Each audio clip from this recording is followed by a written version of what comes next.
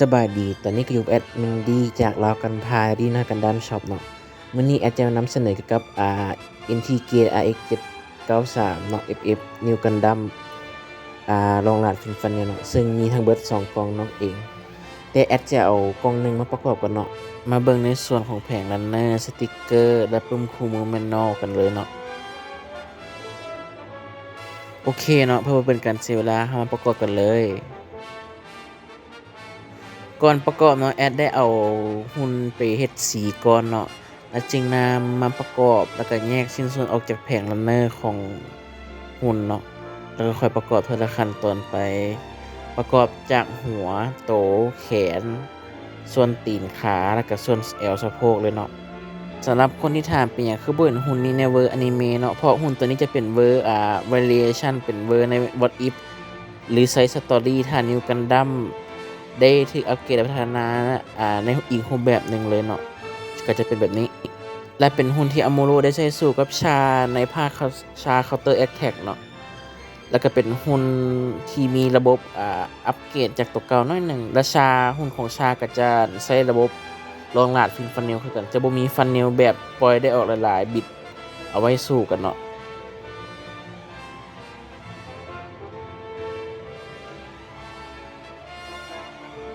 ในส่วนขั้นตอนสุดท้ายก็จะเจ็บหัวน้ำสติกเกอร์น้อยหนึ่งเนาะแต่ก็บ่ยากเกินมือแอด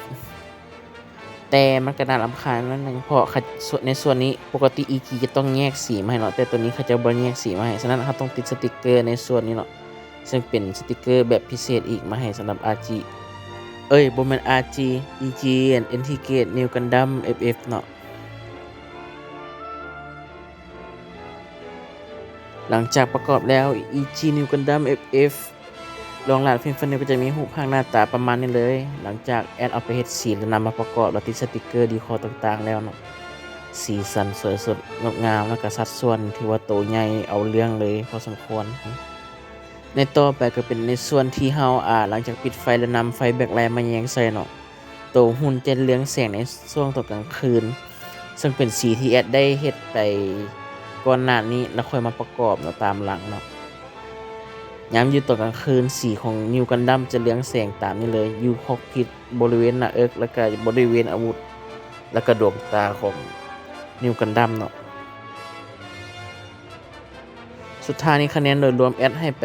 9.9 เต็ม10เนาะถือว่าเป็นหุ่นที่โตใหญ่แล้วก็สัดส่วนโอเคดีอีหลีสำหรับคลิปนี้แอดมินก็ต้องขอบใจหลายๆเนาะที่ทุกคนเข้ามารับชมและติดตามซึ่งหุ่นต่อไปจะเป็นหุ่นตัวเล็กนั้น